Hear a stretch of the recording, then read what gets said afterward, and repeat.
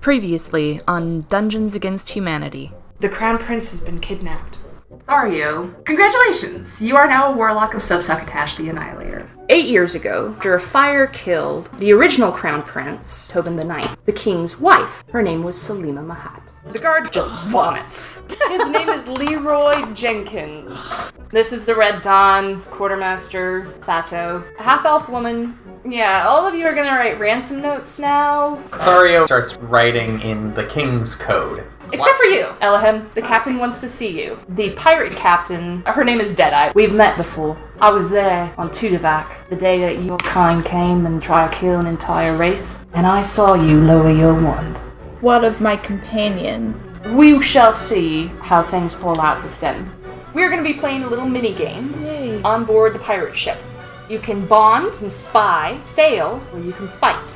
You're spying! Spying on pirates! This piece of paper says, Crown Prince Rayamad will be at the brothel in 5 days' time. It's written in a very particular hand. It matches Haizea's. You do not have any memory of writing this note. Enter the mindset. Don the Duster. Don the Duster. So, hello again, listeners. We are doing something slightly different this session because of horrifying reasons. We lost a session. We lost not just a session, pardon me. We lost 4 sessions because Google Drive is a bitch. Data corruption. When I went to download the sessions, Google Drive had an error. It's told me that the sessions were downloaded. Data showed up in the folders. I thought that they were there. Turns out they weren't. I guarantee you we're going to have like some tech-based fan who's just going to chortle to themselves. Fuck you. Fuck you. Second thing that we're dealing with is that one of our members in the future from... where you are. From where you are. Not available. Sarah had to leave the podcast due to health reasons. So, in the future, the part of Elahimm will be played by Me! Emmy! Technically our past. Technically our past, their future. I will also be introduced in a future episode, which was at the time my first episode. Yeah. But this is the first episode for those of you listening. Did you get introduced in one that we still have? Yes, I think so. Yes. Okay. Yeah. Confused? I think that's So are we! the first one of the ones that we still have. Okay, Wibbly cool. wobbly, timey-wimey. Yes. Find out next time on... Find out last time. God damn it. What we're going to be doing here is sort of a replay from our point of view of events that have already transpired to bridge the gap between this episode and future episodes that we recorded and still have. So we couldn't just, redo the whole episode because we had already continued on with the recordings, and we have those episodes already finished. We're going to be playing things a little bit fast and loose. This is going to be halfway between regular D&D play and something like a teleplay. If it feels like plot points are moving quickly, it's 'cause they are. But we're doing it for you, the Yes. listeners. Yeah. We could have just summarized all this, but that's no fun. And it's exciting, because since I wasn't here yet, Elahimm, actually has no idea what's going on. Suffering a vacuum. So also, of apologies in integral advance. Plot point. If I seem like I understand the character, and then the episode after this, I have no idea what I'm doing, time travel.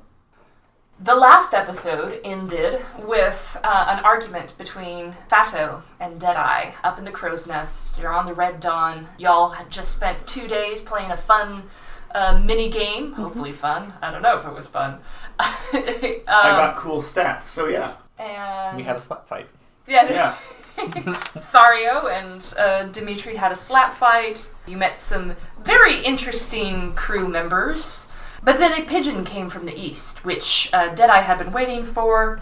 Deadeye is up in the Crow's Nest. Dimitri, you, during your spying session, sent your familiar in spider form up into the Crow's Nest. Hillary Clinton. Your Hillary Clinton spider creature. Deadeye was saying that this message changes everything, and that this could mean the end of Kisawar.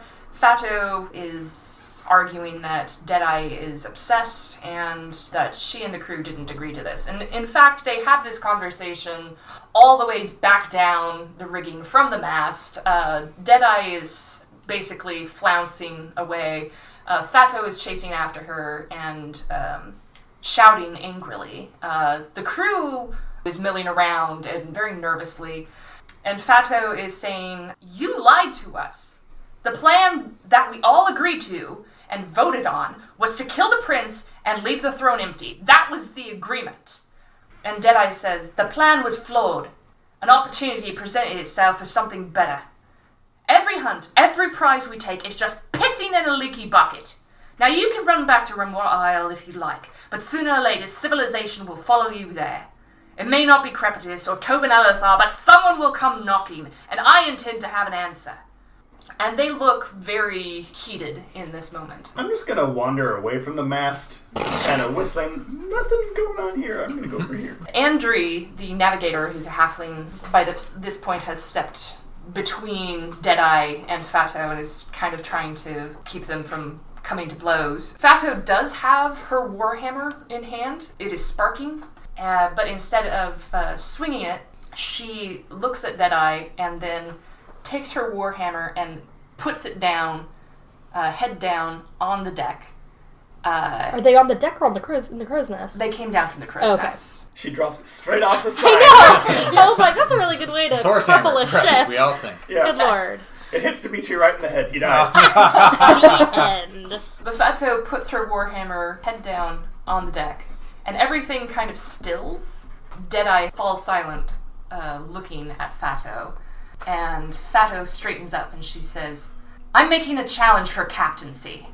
And there's a much murmuring and consternation among the crew. Kashka steps forward and she looks at Fato and says, basically gestures at her to make her case. And Fato is just glaring daggers at Deadeye this whole time and says, "The captain lied to us. The plan that we all voted for was clear. She'd kill the prince, then we'd seize the ransom when it came and return to Rumwater Isle as rich fucking heroes. So why the fuck is the crown prince writing you a letter from Tudavok, telling you to meet him there? You're committing us to a suicidal plan without even telling us why?" And Deadeye is staring at Fato, but she has something in both hands. She has something held in both hands, and you can look if you want. It's a gun. No. What do you have? A knife! No! I'm assuming we're all up on the deck at this point because Yeah. people are yelling loudly. Yes. Yeah. So yeah, I would roll perception to see. Haizea was just back in the captain's quarters doing some espionage. I perceive. You perceive. I do not perceive. 15. Yeah, I'll glance around. Gotcha. That would be a 14. Okay. I got a 23, so I'm gonna guess that she's gonna move out of the cabin at the very least and be... And you've got your head on the swivel. Like, you're already, like, super fucking paranoid because you just... had a very important revelation Yes, happen. just... I wrote a thing. You wrote a thing that you don't remember writing. With a 23, your eyes are drawn to Deadeye's left hand, and there's something in her hand that is glowing faintly. It is glowing with a faint bluish light. In her A lightsaber. in her right hand, there's a crumpled up piece of paper. But Deadeye kind of runs her left hand, kind of moves her left hand as if considering something, and then seems to think better of it and puts whatever glowing object was in her left hand into her pocket. And she straightens up and looks around at the crew, and she draws a deep breath, and there's a scream from above. A horrifying nails on chalkboard shriek. Everyone kind of flinches and looks up, and you see a figure dropping straight down from the sky towards the deck. 6 feet off the ground, wings flash out, and an angel drops down onto the deck. Stands fairly close to both Deadeye and Fato. Does anybody here speak Celestial? I don't think so. Nope. Negative. I speak the opposite of celestial. Yeah. So, this angel, the voice that comes out of it is this kind of bizarre, like...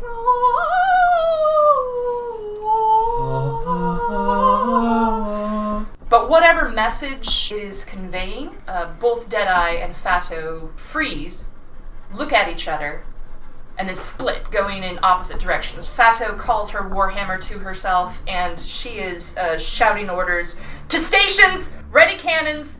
Get Amaway and Omaway down here, now!" Deadeye is shouting, "Hard to port! Full sail, double quick! Bring me a spyglass!" What is happening? They kind of just ignore you. Everybody is scrambling to stations. Nobody else seems to speak Celestial either, so they have no idea what's going on. I'm gonna look off the side of the ship. Okay. Who am I right now?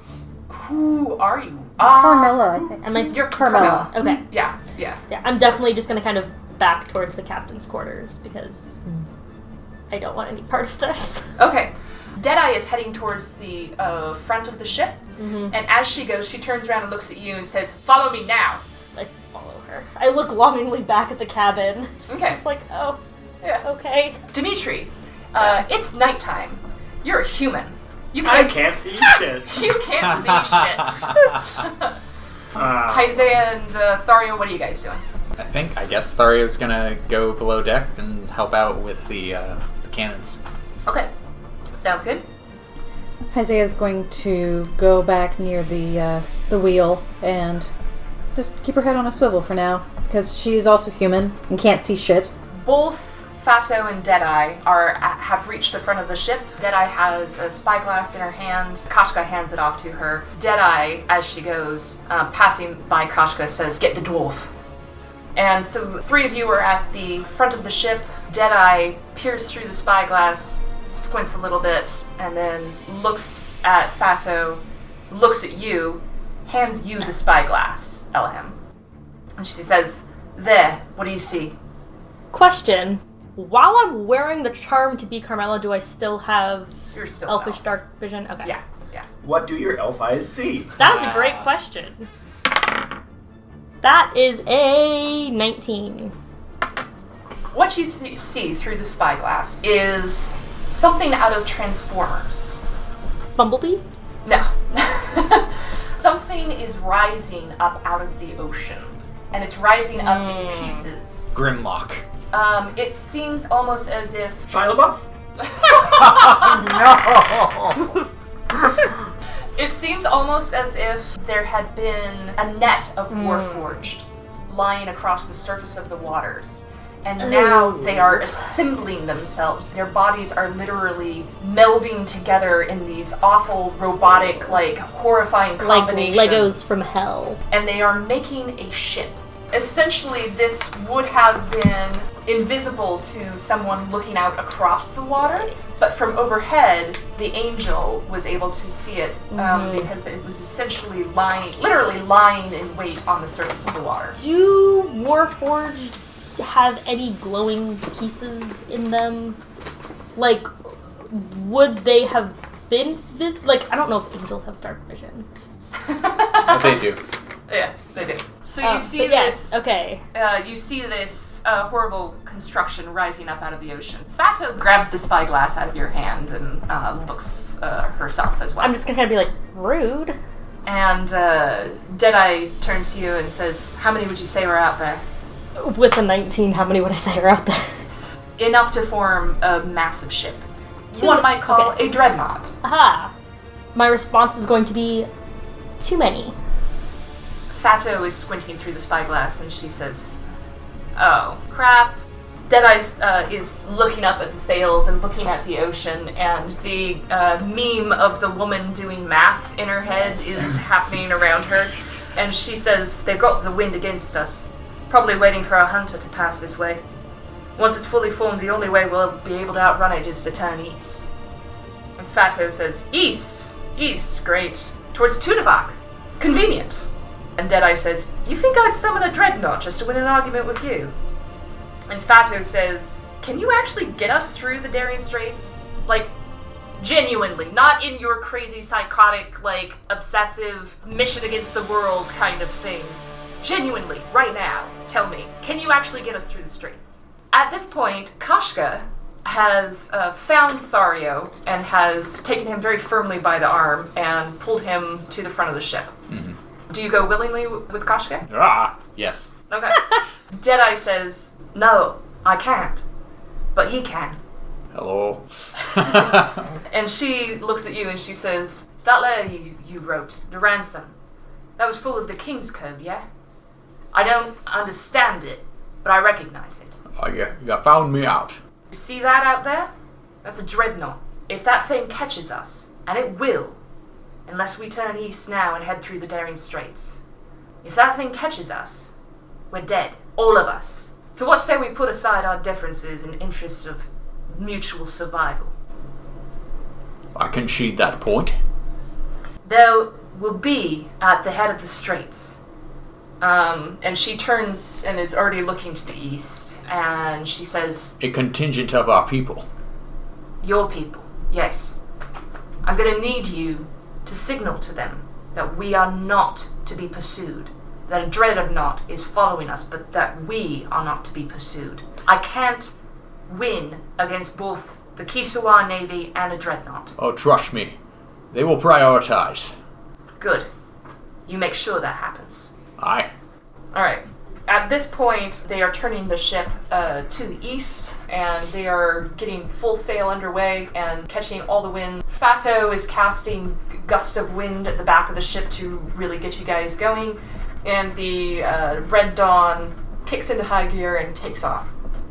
The dreadnought is still rising up out of the ocean, and as you look, and Dimitri, even you can see this with your filthy human eyes, and Haizea, you can see this. Oh my god.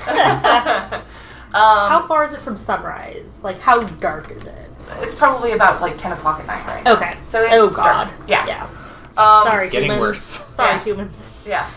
What you see away to the west as you head towards the Daring Straits is a fire being lit, as if a furnace is catching in the middle of the dreadnought. Oh no. Sucks for those Warforged. Oh man, I got stuck on boiler duty. Oh, you think it's Warforged going into the boiler? I think it's Warforged forming the boiler. Yeah. Oh, yeah, that's fair. Yeah. See, I don't think Warforged would burn very well. Their insides are radioactive, essentially. Oh. Yeah. So they are a nuclear submarine.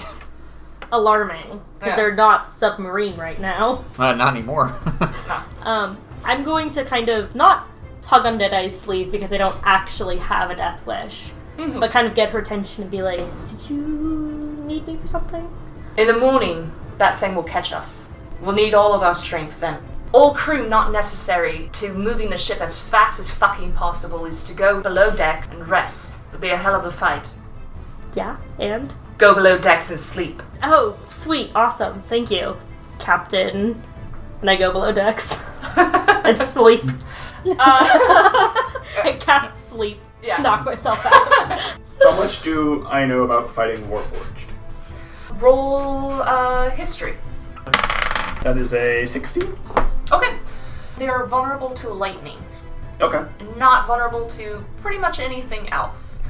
You have never actually fought a Warforged, but you've read about it in books. Have I seen one? You've probably seen... Are you alive? No. You haven't seen a living one. Okay. But you've seen, like, remains of ones that were, like, brought to school to study. Depends on your human eyes. Yeah. I don't know, have you All the humans in this world are just walking around like, I can't see anything. Only It's a tiny dark out. humans able to see. Deadeye turns to Thario and tells him she'll send somebody to awaken Thario when they reach the Daring Straits. Good, yes. Haizea, what are you doing? Might as well sleep. Okay. Thario's taking care of. And there's not much to do at this point except, is there anything that I can perceive as a mystic with regards to what's going on? Can I sense anything out in the distance? So specifically you're trying to sense anything out in the direction of the Dreadnought? Yes. Is there a special mystic ability that you use, or is it just a straight perception roll? I cast find robots. No, all of these things are very specific. So I'm going to go with just perception. Okay. But specifically from the viewpoint of a mystic. Right, Okay, right, so exactly. you're That awareness. Squinting at the distant flame of the furnace that has started in the west. Mm-hmm. Roll perception. 13. 13. You get a very strange feeling. You have dealt before with individual minds. Many times, extensively.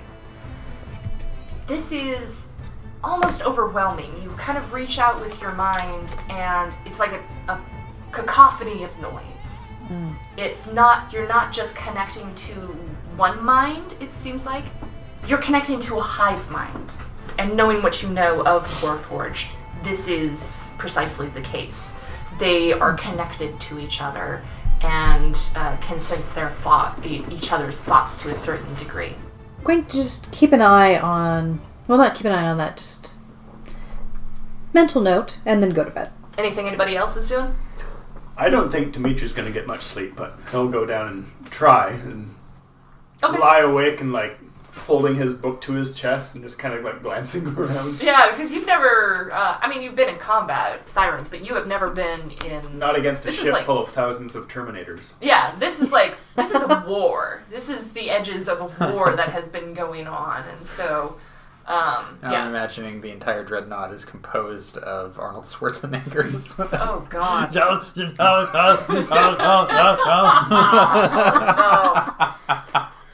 Get to the chopper! Oh, we are the chopper! Oh, God. Thario is sleeping with his trigger wand directly on his chest, holding it. Okay. I'm gonna shoot your nipples off. You'll shoot your nipple off! What makes you think dwarves have nipples? Fair. Y'all pass a fitful night of sleep. The ship is creaking quite a bit, and the seas are not especially rough, but when you're moving that fast, like, they're gonna get rough. I'd say everybody roll Constitution to see how well you sleep and if you are sick. Apparently I rolled out of the hammock. I rolled a 10. Damn, that's a 20. Oh, wow. You sleep really well. You're lying there super anxious, and it's almost as if you feel like two hands, like, cover your eyes. That would make me even more anxious. And, like, you're perhaps about to be more anxious, but then, for some reason, you just go fast asleep, and your dreams are filled with rainbows. Gross. How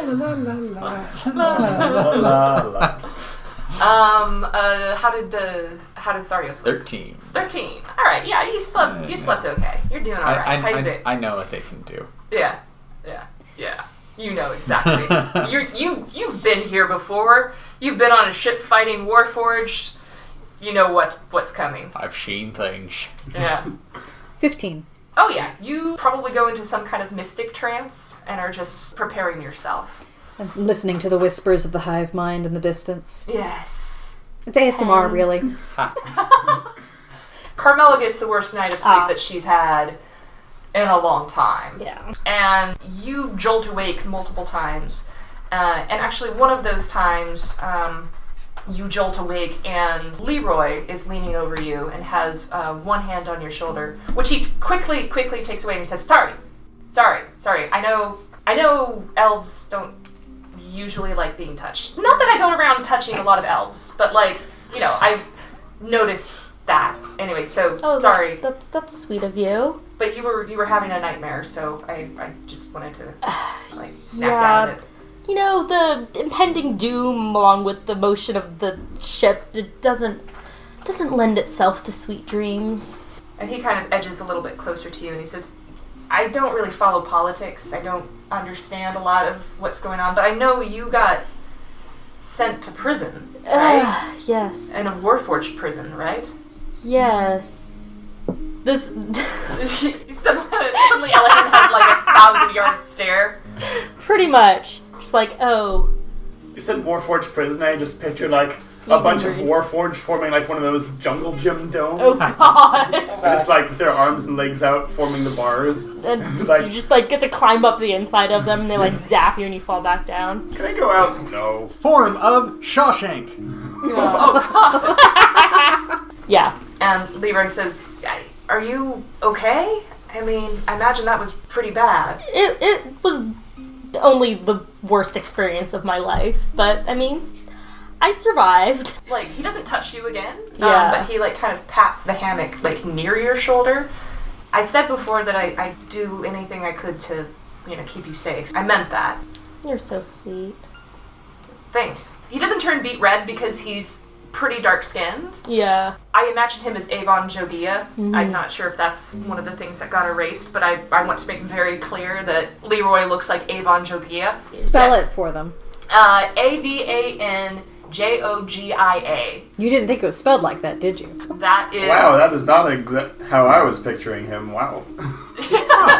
I am asexual as fuck, but damn! So I reach out and pat his cheek. And he, like, kind of freezes and is like, oh. Oh, sorry, is that okay? No, yeah, that's great. That's great. I reach out and No, pat I again. mean, it's fine. It's fine. Yeah. Anyways, sleep well. You too. Oh. Dawn is starting to break just as you are approaching basically the entryway to the Daring Straits. Here's Kisawar, here's Calaver.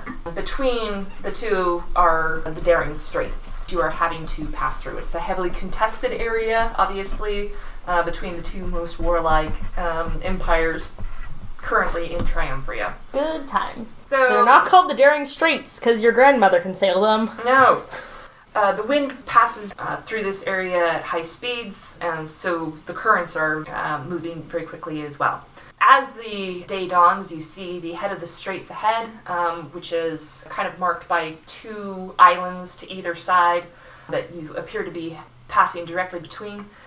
Behind you, the dreadnought is fully formed, and it is not sailing so much as clawing its way through the ocean after you. It has sort of oars to either side that It's are like mechanized. doing the swim paddle classic. Oh god. thing. Yes, Breaststroke. yeah. Not the breast. There are two scoops, essentially, to either side that are spinning around and propelling it forward. It belches smoke up into the air, blackened smoke. It is beginning to come within range with its cannons, and so there are the occasional cannon fire and then the splash of a projectile landing in the water, growing ever nearer.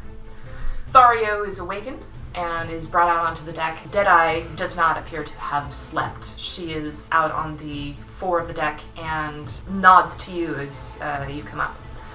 On the far side of the two rocky islands that mark the head of the straits, there are 3 Kisawar man-of-wars, and as the Red Dawn comes into view, they make as if to intercept you. Twirl the flags and start doing color guard stuff with them. Do you twirl your flags with an accent that's a little bit like a lisp? It just gives him a little bit of a swoosh at the end. He's got a dwarven approach to the semaphore, so of course it sort of Do has you have that like flair. extensions on them so that they can see them at like the normal height? Deadeye's just like holding you up. I'm a dwarf. I'm not that short. And Thario makes a communication of impending Warforged attack, dreadnought, countless numbers. I'm gonna say upwards of 1,000. Okay, so I'd say roll performance. You roll a 2, they have no idea what's going on. Nope. Doesn't I'll go with that. It was a 10. 15. Okay, yeah. You communicate your meaning very well, and the 3 men-of-wars begin to divert their attention to the sea behind you, preparing for Dreadnought to appear. Man of Kisa Wars. Thario turns to Deadeye and extends a hand. It is done. She looks at your hand, and then she looks at you, and she takes your hand and she says, "You know, we don't have to be enemies on this." For the time being, we were on the same side. Does she even know? I don't know what you're speaking of. You see, I think one of you must know. And it's not the other warlock. I figured out that much. He's along for the ride. That's fair. And she turns away from you and is watching through the spyglass. Playing the pronoun game. Now, we are entering into the Daring Straits. The dreadnought behind you encounters the 3 man-o-wars, and it seems almost as if, like a flow of ants or something, like a flow of insects, part of the dreadnought actually shears off and flows together into a smaller ship that moves to engage with the 3 ships from Kisular. But the main thrust of the dreadnought is still coming after you guys. That did buy you a little bit of time to prepare, and so Deadeye is out on the deck and is calling everybody to her and is getting final preparations for the fight. She summons the 4 of you and has the toques, the collars, removed from you. She says, "We're going to need you in this fight. We need each other. So, is there anyone here proficient in a longbow? I'll need someone up in the crow's nest as a sniper." I do have a crossbow, but I've never used it. Oh, I have a longbow. Oh, well, there you go. Alright, you, up you go. Stay up in the crow's nest, pick off as many as you can. How good is Elahimm with heights? Or Carmela with heights? Ah. Nah, that was a 5.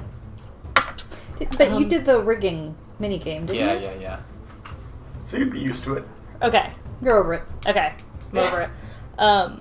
Also, do I have any input as far as Warforged from my time in the prison? Oh, roll history. Shoot him in the glowy bits. Shoot him in the whatever bits you can hit. Oh, why? I mean, that's still a 10. With a 10, pretty much the only Warforged that you personally interacted with a lot was this one prison guard. He was different from the other Warforged in that he had a name and was a he. Mm-hmm. As opposed to a plural. Yeah, as opposed to binary. One. Yeah, Yeah. this one. This prison guard actually interacted with you quite a bit, to the extent that even introduced himself as Solkin Rai. Alright. And you became kind of almost friends with this person. Definitely from a standpoint of, like, you're trying to curry favor with a prison guard. Right. To gain an advantage, because Yeah. this sucks. Yeah. And you painted designs on his chest. Underneath... Which I have drawn. Yeah. Nice. Underneath the outer layer of his armor, you drew... So he trusted me. So you know that they have an outer shell of armor, and then a second inner armor piece. Okay. You drew on the inner armor piece, and so you know that there are a few weak points. I share that with Deadeye and the crew. Okay. Maybe not so much like, oh, hey, I was buddy-buddy with a Warforged. Yeah. But like, hey, for those of you who don't know, I spent a bit of time On the inside. Do you say this as Carmela, or do you say this as Elahimm? Do you reveal your Elahimm face? I mean, if there was ever a time to use my Elahimm face to my advantage, it would be now. Yeah. Because it's the only time it'll ever get me bonus points for anything. Yeah. So yeah, he would take off his Carmela charm, probably below decks, and then come up as Elahimm. Okay. The people I came with would know who I am, Yeah. and did Leroy see me as Yeah. Elahimm? Okay. Leroy knows by now. And Deadeye knows. Yeah. So I'd go up to Deadeye and be like, hey, I don't know how much you know about Warforged, but I was reminded last night of some good times I had with Crepitus back in the day. And tell the crew that they do have several layers of armor. And so there are some weak points at like the spots where they join. And if people are aiming for them, they should aim for those points because a good start. Okay. You can manage to crack a Warforged like a crab. You can get at the succulent meat within. No. Yeah. You have to cook them before eating. Deadeye nods at this and says, "Tell the others up in the crow's nest and on the rigging and this message is passed along to multiple people. And she nods to you and says, "That'll be useful. Thank you." I really don't want to die today.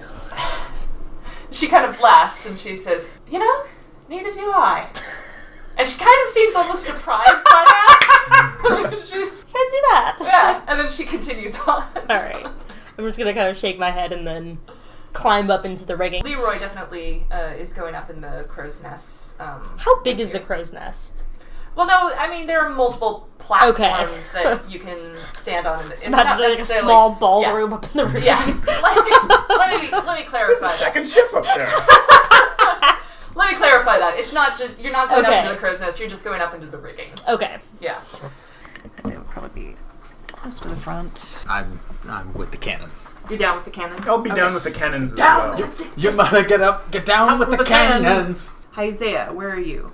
Up front here, Ah. near the back. Okay, very good. To the others who are not Elahimm, she turns to Thario and says, "You've got some experience with the cannons, yeah?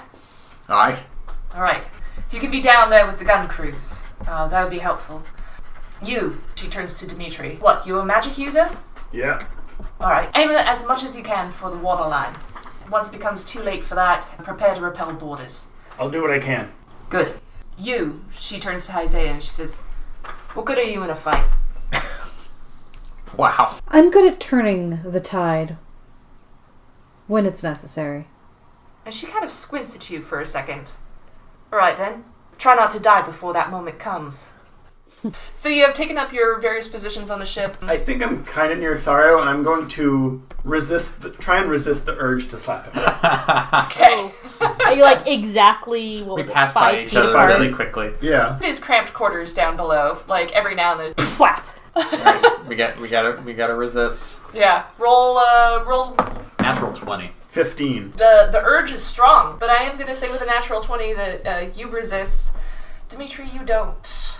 Even with a 15, No. it would be DC 18. You like grab your arm and Yeah. it's just slowly. Yeah. And then finally just like pats on the shoulder. Yeah, I'm gonna say that it is a situation like that because a 15 is good. Like, you know, you're just kind of like slowly reach out and like lightly slap him on the face. Thario, what are you doing he's while watching he's it. slowly reaching out to He you? was just like pointing out stuff to one of the crews on the You just turn the around and cannons. like my arm was right there. And turn It's around like- to talk to somebody else. Oh, I wish I didn't have to deal with this right now.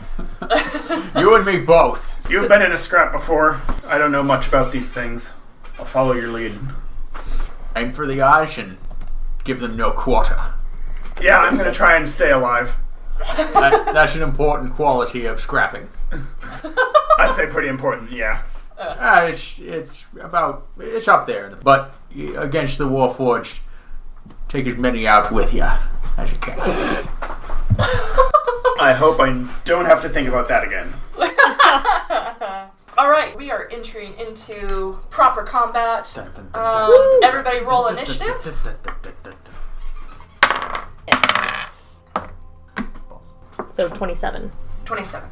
Yeah. I got 25. Okay. Dimitri, you got what? Which possible. 19. Thario? I got a 7. Ah. What robots? Where? Well, with low initiative, you're like, oh, robots. Yeah. I I just should probably do something about that. point the but- guns at them and make the balls go into their faces.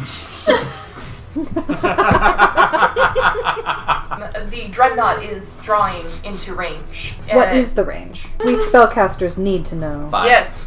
The range of the dreadnought is 1,000 feet. Oh, Shit. fuck. That's a Yeah. ship. That's a bit out of range. Yeah. It's a big ship. So it is shooting at y'all. I was saying, I don't Actually, wait, no. It's not acting yet. It is drawing into range, however, and it seems like cannon ports kind of emerge from the sides of it and begin to glow with the same red light that is inside of the ship. They're just Warforged sliding forward and then I their heads know. open like Pez dispensers. Oh, God.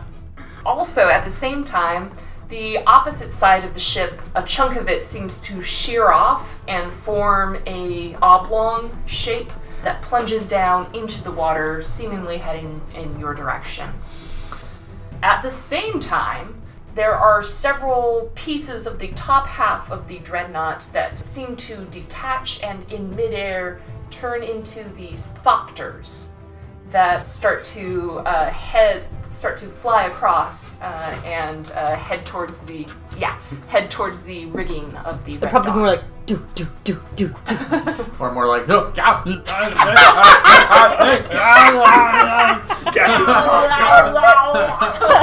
get to the chopper! We are the chopper. We are the thopter. Come on, hit me!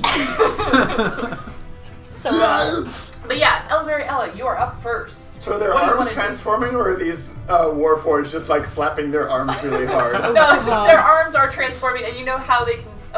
They can spin their top halves really fast. Oh, So, yeah, God. they aren't just literally putting Oh, their arms out. shut to up. I thought either there was side. like one central Warforged and then like two Warforged long. Oh, God. Just holding I think arm perhaps to some arm. of the large thopters are doing that. the small thopters small are just thopters. one Warforged with his upper torso spinning and his legs wrapped around the other Warforged. I That's can just like show doing you the the airplane world. shape.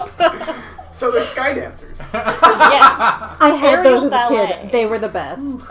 Ella, what do you want to do? Yes. They're within 600 feet. They are probably about 400 feet away from you at this point. I am going to aim for what would be the spinning motory bit of the helicopter. 2d6. So we are switching to 2d6 from here on out. Expedite. Expedite.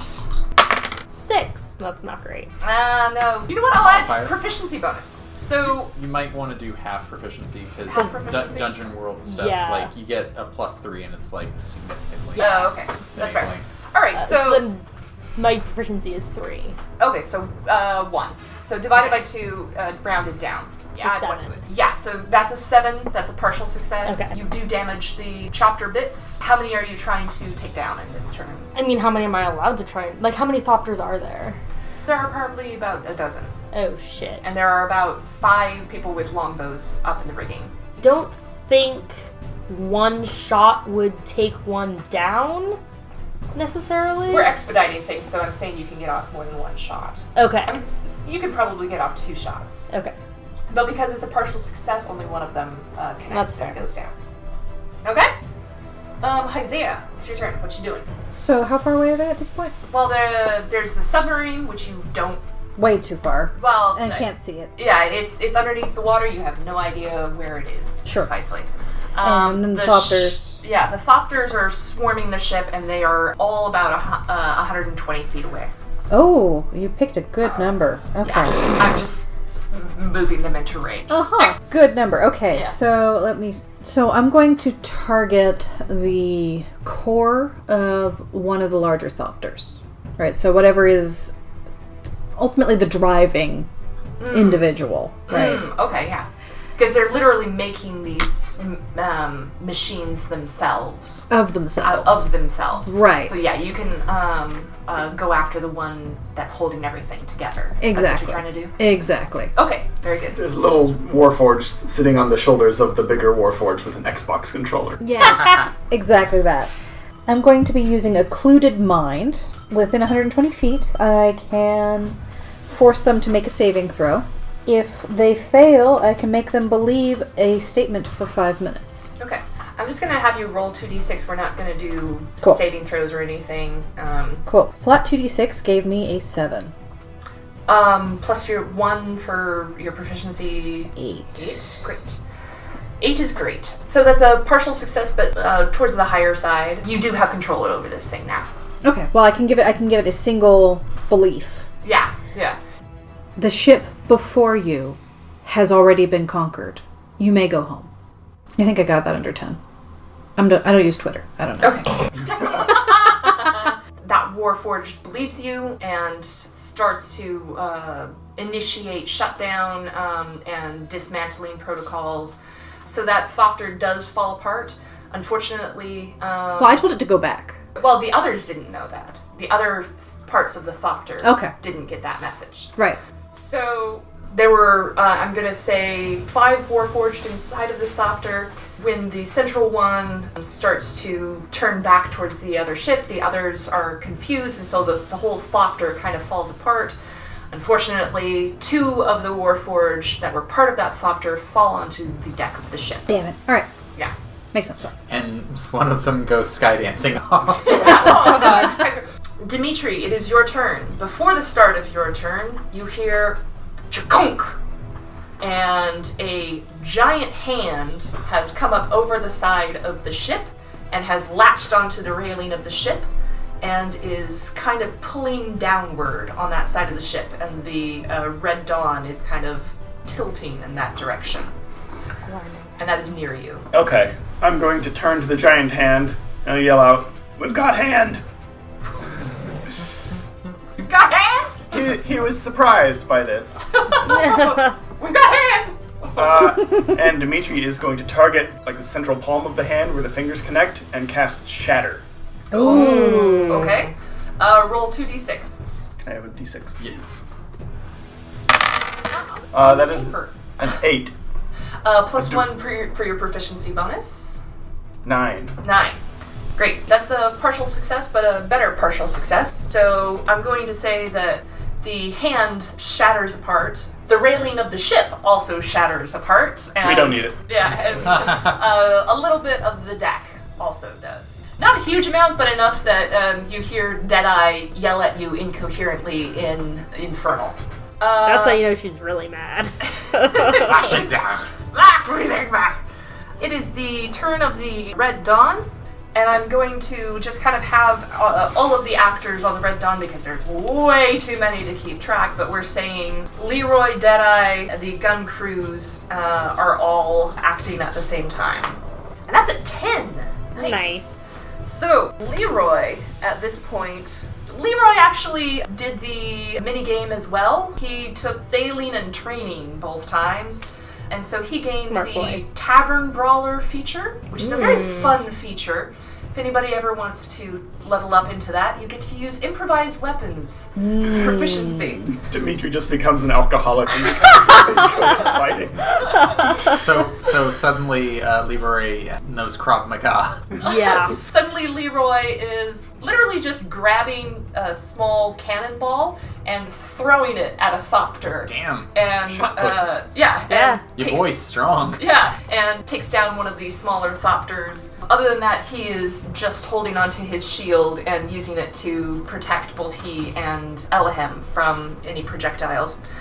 The Red Dawn fires and takes a big chunk out of the Dreadnought, and Deadeye is down actually very close to Haizea on the foredeck. She has clicked something in the foredeck and shoved away a panel, and a giant crossbow has lifted up out of the Nice. foredeck, mechanized, and she has turned it, has set the large arrow on fire, and is using it to launch at the Dreadnought as well. From above, Elahimm's just like, I like her style. It's like an arbalest that just came out Yeah. of. Yes. That's awesome. Ballista. Yes. Ballista, yes. Yeah. Oh, Fato. Fato is also acting. Warforged borders landed on the quarterdeck. Fato is back there, and you don't see much because it's so blinding, but there's just a whole fuck ton of lightning happening back there. And bits of Warforged go flying. It is the Dreadnought's turn. It's a 9. So partial success. Most of the rounds that are being fired at you do hit. And as these projectiles fly through the air, you realize that they are literally shooting Warforged at you. Oh, And Jesus. the Warforged are at first wrapped up in a tight ball with their outer armor wrapped around them, so they land with shattering force and punch holes in the side of the Red Dawn. But once inside, they kind of roll to a halt, and they snap upright. And out of their hands appear axes. And Perfect on a ship made out of wood. yes, Yeah. I would say now there are 7 Warforged on your ship. There On the are, deck or below decks? I'd say that there are 3 below decks and 4 on the deck. Warforged are, let's ask our resident expert, Matt. Yeah. Why would he be a Pause! resident expert? A pause for Professor Matt. Describe Warforged for us. Warforged are heavily armored. They appear to have an outer shell that appears like iron. Beneath it, the tough interior looks composed of what looks to be a combination of both masonry and tree growth, mimicking sinew and bones. And they have these glowing eyes that also pulsate through the pulp of the tree-like structure underneath, and they have a hot radiance around them as you can feel the radioactive energy that's pulsating out from them. Nice. And if they are to say anything, or make combat growls, it is this deep, tinny sound that almost pierces through your eardrums. Beep boop.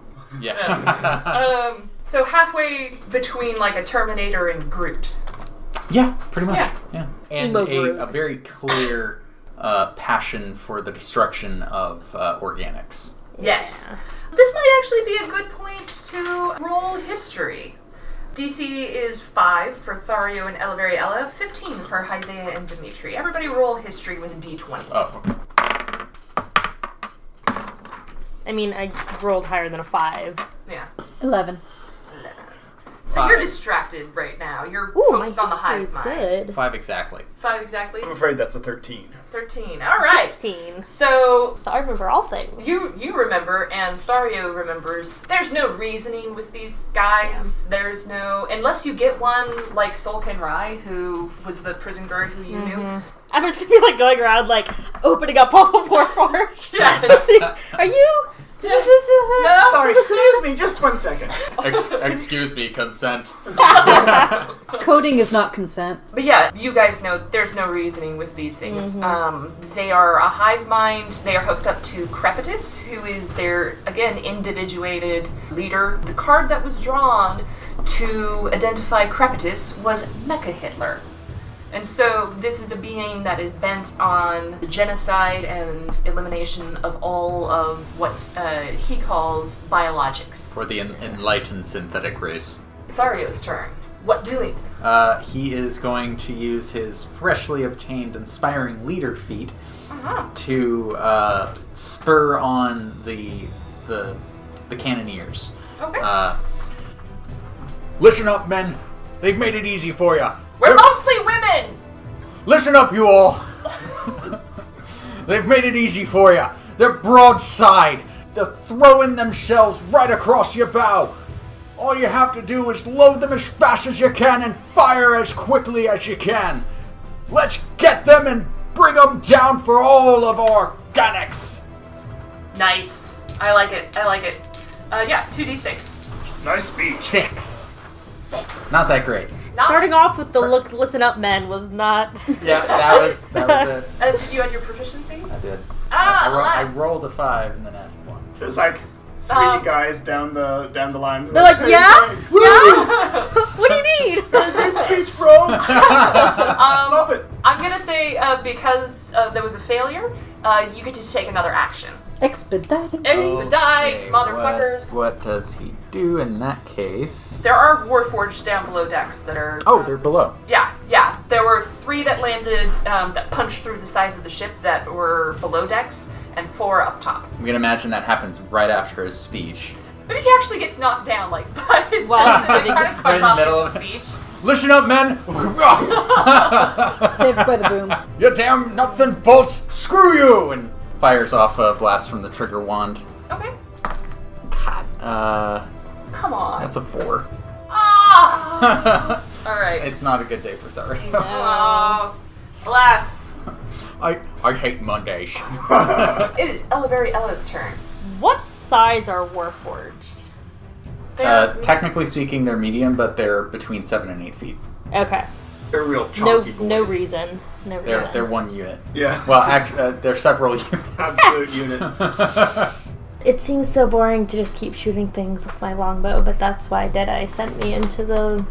It's not boring if it works. Yeah. I'm just trying to think if there's something more Magic. efficient. Yeah. Do you express this to Leroy? Yeah. I feel like the arrows aren't the most efficient weapon. He says, yeah, there's a lot of them buzzing around up here. Do you have any kind of magic that would hit a bunch of them all at once? Thunderwave is 15-foot cube. I hope they're not that close, but I mean... We could draw them in? Oh, that's a great idea. Furiously shaking his head, no! Leroy does not understand sarcasm at all, and he is already climbing up into the crow's nest. Oh, motherfucker! That little asshole. Yeah, I'm gonna give him Leroy Jenkins. Oh, It's in the name. Yeah. He Two greatest rolled loves, fighting and chicken. Yeah. Yeah. I'm gonna interpret that as that works way too well. Yeah. And now he's taking like a fuck ton of fire. And like all of the Thopters are like closing in on him. Exterminate. Exterminate. I can't cast Thunderwave and not hit him. Let me say, if you roll high enough, you hit the Thopters and not him. Okay. Ooh, this is horrifying. Yep. It's fine. So Elahimm is just standing there like, oh god damn it. Or I say standing, desperately clinging to the mast. And yeah, we'll cast Thunderwave and try not to hit Leroy. Okay. Fingers crossed. Leroy! Natural 12. Leroy's gonna be, Elahimm's just like, I'm sorry! It's an 8. Okay. Yeah. What happens is you hit several of the Thopters. I'm aiming for the higher Thopters in the hopes that if I'm able to disable them, they might be able to take out some of the ones that are below them. That's good thoughts. And also aiming higher so I That's don't hit good Leroy. thoughts. Yeah. Yeah. I'm gonna say with an 8, that's partial success. So you do hit several of the Thopters. They take out one of the other Thopters that's below them. So there are now significantly fewer Thopters in the sky. I'm gonna say that there are like 4 Thopters left. Okay. You do knock Leroy. He drops down a little bit, and there's a moment of terror, but he catches I was himself. gonna say, Elahimm would definitely scream in Okay. that moment. Okay. Like, no! He drops down almost past you, but then catches himself on the rigging and is kind of just hanging there, but he's now lower than you are. Okay, can I reach down to help him back up? He's too far down. Okay. Yeah, he's probably about 20 feet. He's an idiot! He's Leroy Jenkins. It is Haizea's turn. What do? So, are there any more active Thopters? There are 4 more, how many did I say? 4. 4 more active Thopters. We're gonna go again. Okay, sounds good. I like this. So I'm rolling 2d6 plus proficiency halved. Yes. 10. Very good. Nice. Yeah, that is a full success. So you manage, I'm going to say, to get control of one of the higher Thopters, and it comes apart, and the pieces of it hit the other 3 Nice. that are flying in formation with it and knock them all down. And you manage to keep them, and to aim it in such a way, too, that they don't fall onto the ship. Excellent. So, now you've got 7 boarders still on the ship, but you have no more Thopters, and it looks like the submarine has been detached from the ship for now. Oh, nice. Alright, Dimitri, it is your turn. I'm gonna look around on deck. Where are the nearest boarders? There are 2 that are moving towards the stays of the masts, Ooh.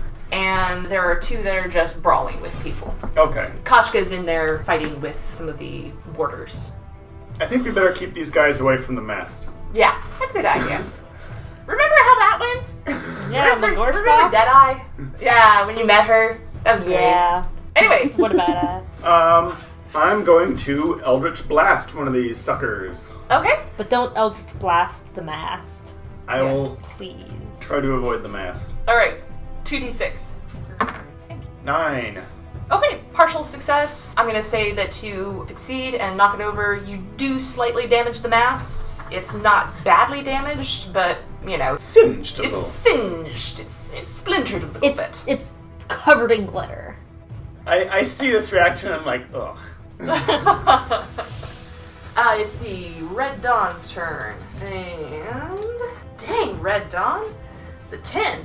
Nice. The Red Dawn is firing, hits the dreadnought again, taking chunks out of it left and right. Who would have thought this ship crewed by hundreds of professional pirates would be good at shooting? Leroy manages to pull himself back up onto the rigging safely, looks up at Elahimm and says, "Should I come back up there?" Yes, please. Okay, alright, coming up. And he is climbing back up. Elahimm doesn't have a shield. Yeah. Deadeye is firing away with the crossbow. She seems to be conferring with several people near her and asking if anybody has any kind of lightning magic that they could cast on the arrows, but doesn't seem to be. Fato. She's looking specifically around for Fato. Yeah. But Fato appears to be at the back of the ship saying "fuck you." Yeah. Wow, that's cold. You get the impression, perhaps, that Fato had done exactly that for Deadeye in the past, and that had been very effective. But right now, she's at the back of the ship on the quarterdeck fighting a boarder, and basically ripping Warforged apart with her warhammer in bare hands. She's pissed, and There's no reason to take it out on others. Unless they're Warforged trying to kill you. No, that's fair. Yeah. Then it is the Dreadnought's turn. Fato, use your words. Ooh, that's a 10 as well. Shit. So, the Dreadnought, despite being hit very soundly, there's a pause in the shooting, and then all of the cannons fire at once, and they keep firing, and they are sending border after border after border So question. onto the ship. As they're doing this, does the entire dreadnought just keep getting smaller? Yes.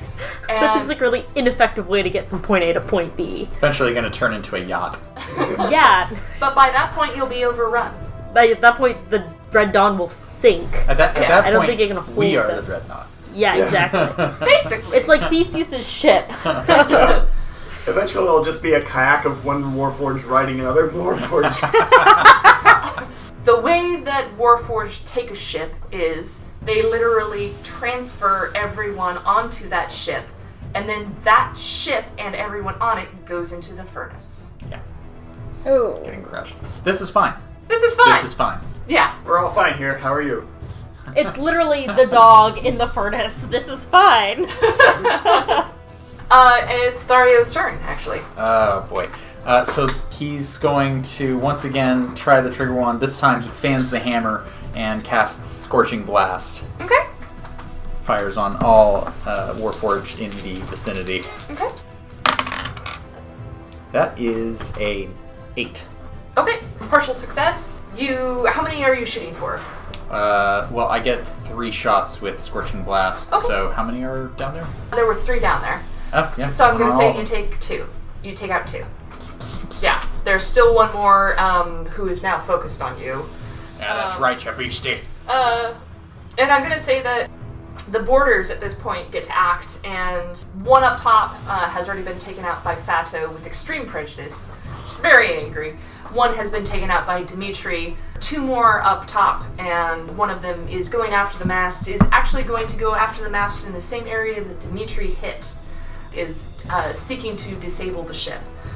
There's one down below, and that one is going to focus on Thario, and is going to try to swing with axes. So that's 7. That's a partial success for all involved. The Warforged up top that's attacking the mast takes a little bit out of it, not very much. The one down below swings at Thario, and I'm going to say deals 7 damage. Okay. Okay. It's Ella's turn. Alright. What do? Let's not do what we did last time again. Do you say that to Leroy Yes. as he crawls up? Yes. He's I'm like, no. Not doing that again. He turns to you and he says, "It worked. I'm alive. I'm fine. Let's keep at it." Can't- there fine. are no Can't more argue with that thopters. logic. Oh, well, should we go down? Or should we, fire... Should we try to shoot... Can you hit the other ship from here? It's 600 feet away by now. I mean, I can shoot longbows at the dreadnought, but it doesn't look like they're going to send more thopters, or are they just focusing on boarders? It seems like they're focusing on shooting people at you now. Okay. The Thopters are way too vulnerable. Yeah. As much as I hate to say it, we should probably get down to the deck. Okay. Then it is Haizea's turn. Okay, so we There have are a whole bunch of borders in and midair. they're Probably still about in 10 midair. of them. They're still in midair, but they're like They're about flying to under hit. their own power, or They've been they're shot. ballistic. They're Okay. ballistics. This is battle time. Yeah. Right. I Yeah, get it. it's like Yeah. I'm going to go ahead and use Hammer of Inquisition, which is basically sort of like a mental whammy, on any of them that's within 60 feet. Okay, there are 10 in flight. I'm going to say that 3 are within 60 feet of you. So I can choose one of those. I'll just pick the one in the middle. Okay, sounds When good. you've got a mental hammer, every Warforged looks like a nail. Yes. And I get an 8. This thing hits, but it's dead. This is just a mental wound. Yeah, it's like a cannonball at this point, and so it does damage to the Red Dawn when it lands, but it doesn't unfold and it's not fighting anymore. It's dead. It's not a border. Yeah, it's not a border anymore. It's Right. just kind of lands. Cool. So you've got 9 borders that are landing right now. Knocking out in midair, and then it just kind of like goes limp, and then it like makes a cartoon cutout shape. when Oh, it God. hits the ship. Dimitri, it's your turn. All right. There are 9 borders. Are they clumped together, or they're just spread out, scattered all over the Yeah, ship? they're scattered all over. I'm going to once again take care of this one attacking the mast. I'm going to target it, and you know how when there's like a spray of water and you see a rainbow, and I cast Sacred Flame. Okay. And there is an explosion of light and rainbows. I like it. 2d6. Just like a radiant beam comes down, and it goes. Yeah. 2d6 plus 1. This is Deadeye's ship, and I assume it's reasonably fireproof. right. Probably. Find out how fireproof it is. The only Angel, waterproof. right? The only waterproof with tar. It's fine. That's a 6. That's a 6. It's not even a partial success, so you miss and you do scorch the deck slightly, but not much. Okay. Okay, Nothing the but deck because hasn't you seen. failed, you get another action. You get to do something else. Oh, can I cast Eldritch Blast? Sure. Okay, I missed with the Missed. Sacred Flame, so he'll just get mad and point his fingers out and send a swirling rainbow beam. Okay. Care I like- Bear Stare. I like Care Bear Stare. That's even worse. Ah. That's a 4. Oh, all right. Neither of those. Because that one is worse, you do start a small fire. Just a small fire. Okay. Oh wait, no. Eldritch Blast doesn't have any flame on it. No, it's not No. a flame. It's just You hit a member of the crew and just knock them down, and they're injured with rainbow powers. with rainbow powers. Beautiful but injured. Yeah. Sorry. Yeah. Okay, it is the Red Dawn's turn. 7. You gotta stop Um, rolling so poorly. 7 is a partial success. It's not great.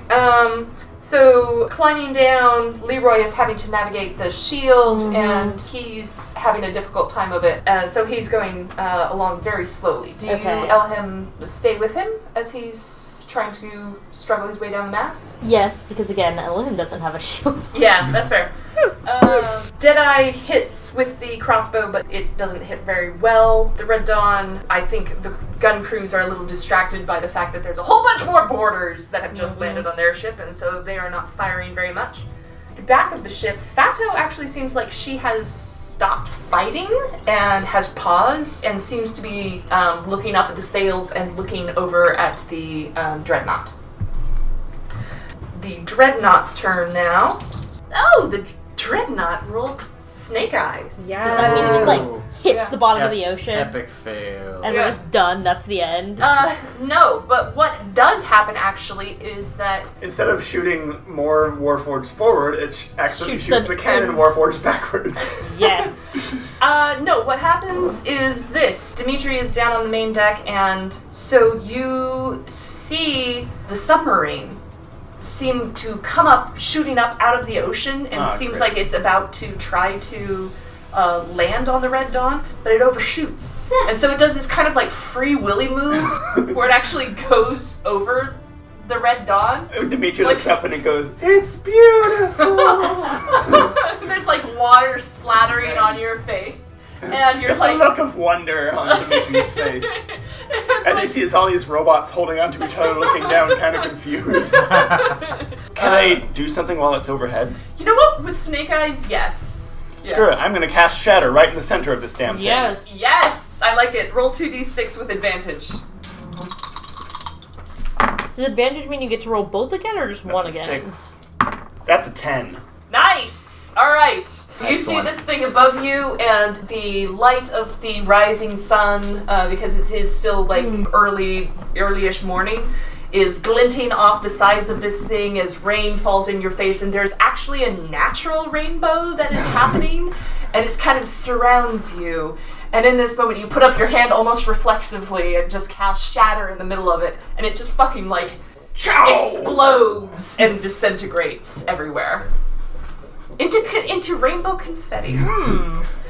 Here ends episode 9 of Dungeons Against Humanity. The only card mentioned in this episode was Mecha Hitler. Music featured included Attack on the Colonies and several other tracks by Miguel Johnson, Unknown World by Paratoon Material, Soul's Departure by Darren Curtis, and A Chant in the Wind by Tristan Lohengren. All music is used under the Creative Commons license.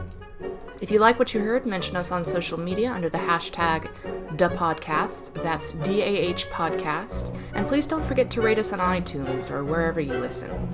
We're going to be taking a short break for Thanksgiving, so our next episode will be up in 1 month on December 16th. So, see you then!